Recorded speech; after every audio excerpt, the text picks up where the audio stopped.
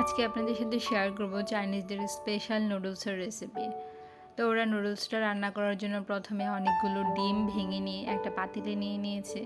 তারপর তেলটা যখন গরম হয়ে গিয়েছে, তেলের মধ্যে সবগুলো ডিম ঢেলে দিয়েছে। তো ডিমগুলো দিয়ে একটা চামচ দিয়ে উল্টে পাল্টে ভেজে নিচ্ছে। ভালোভাবে যখন কুক হয়ে গেল ডিমগুলা, তো তখন এই ডিমগুলাকে ওরা স্ট্রেনার দিয়ে তুলে নিচ্ছে। তো সবগুলা ডিম স্ট্রেনার দিয়ে একটা ঝুড়িতে নিয়ে নিচ্ছে, যেন আর কি ডিমের মধ্যে কোনো তেল না থাকে, তেলগুলো যেন নিচে ঝরে যায়। সুন্দর করে সবগুলা ডিম উঠিয়ে নিল।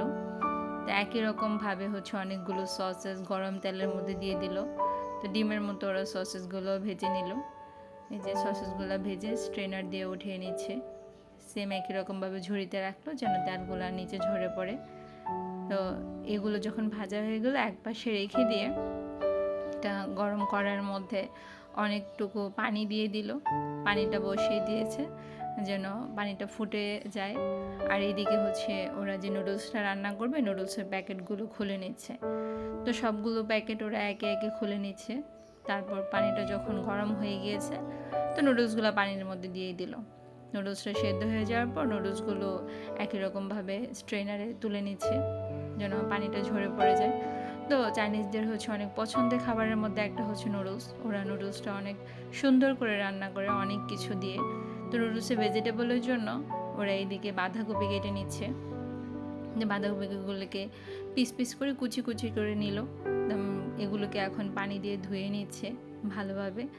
ধুয়ে এইদিকে কিছু পালং শাক কেটে নিচ্ছে। পালং শাকগুলোকে বেশি কুচি করে একটু বড় করে রেখেছে। তো বাঁধাকপির সাথে পালং শাকগুলোকে পানির মধ্যে দিয়ে দিল। আর এদিকে রসুনগুলোকে থেতলিয়ে নিচ্ছে। দেখুন ওরা কি সুন্দর করে রসুনের খোসাটা ছাড়িয়ে নেয়। তো ওদের কাছ থেকে এটা শেখার আছে যে কত দ্রুত রসুনের খোসা ছাড়ানো যায়। খোসাটা ছাড়িয়ে চাকু দিয়ে ওরা সুন্দর করে কিউব করে নিল রসুনগুলোকে। এদিকে কিছু পেঁয়াজের পাতা, পেঁয়াজের পাতা কেটে নিল কুচি কুচি করে নুডলসে দেওয়ার জন্য। আর এদিকে বাঁধাকপি পালং শাকগুলো ধুয়ে ভালোভাবে স্ট্রেনারে নিয়ে নিচ্ছে পানিগুলো ঝরে যাওয়ার জন্য। আর কড়াইতে এখন অল্প পরিমাণ তেল দিয়ে দিল। তো তেলের মধ্যে যে রসুনগুলো থেতলে নিয়েছে রসুনগুলো দিয়ে দিল একটু ভেজে। তারপর বাঁধাকপি আর পালং শাকগুলো যে ছিল এটা তেলের মধ্যে দিয়ে দিল। এটা যখন একটু ভাজা হয়ে গেল তখন ডিম আর সসেস ভেজে রেখেছে ওটা দিয়ে দিল। তারপর একটু sauce, tomato sauce, soya sauce, একটু তেল, মধু, তো অনেক ধরনের মশলা আর কি ওরা যে ধরনের মশলাগুলো ইউজ করে থাকে সচরাচর, তো এগুলো দিল। সাথে একটু লবণ দিয়ে দিল। দিয়ে উল্টিয়ে পাল্টিয়ে নাড়িয়ে নিচ্ছে। যে এটা তো কুক করাই ছিল, শুধুমাত্র মিক্স করে নিচ্ছে আর কি। তারপর নুডলসটা দিয়ে দিল। এই যে খাবারটা দেখতে খুব লোভনীয় লাগছে, খুব সুন্দর লাগছে আর কি। দেখেই মনে হচ্ছে খাবারটা অনেক টেস্টি হবে। তো শেষে যে পেঁয়াজের পাতাগুলো ছিল ওইগুলো দিয়ে দিল। তো ওদের নুডলসটা রান্না হয়ে গিয়েছে। তো একই সাথে তো আর ওঠানো সম্ভব না, তাই স্ট্রেনার দিয়ে অল্প অল্প করে ওরা প্লেটে তুলে নিচ্ছে। তো সবগুলো একসাথে উঠে নিয়ে ওরা এক পাশে নিয়ে চলে এলো খাওয়ার জন্য। তো রান্না তো হয়ে গেলে এবার টেস্ট করার পালা কেমন হয়েছে।